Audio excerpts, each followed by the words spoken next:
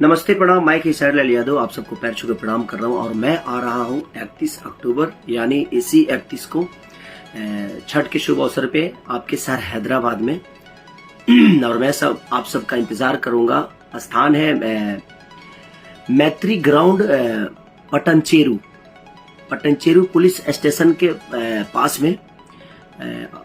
ये कार्यक्रम छठ के शुभ अवसर पे हो रहा है और हमारे व्यवस्थापक जो है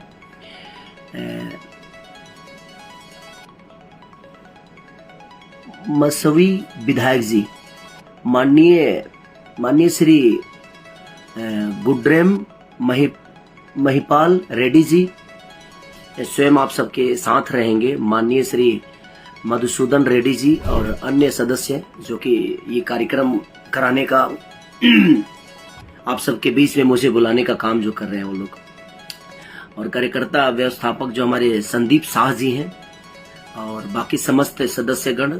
तो आप लोग आइए, पटनचेरू पुलिस स्टेशन के पास में ये कार्यक्रम हो रहा है, मैत्री ग्राउंड पटनचेरू। तो 31 तारीख को हम आप सबका वेट करेंगे। आप आइए और अपना प्यार और आशीर्वाद खेसारी लाल यादव को और पूरी टीम को दीजिए, क्योंकि हम पूरी रात आप सबके बीच में रहने वाले हैं। और मेरी तरफ से पूरे सदस्यगण को ढेर सारी छठ की शुभकामना कि ऐसे ही छठी मैया सब पे अपना कृपा बना रहे। Love you.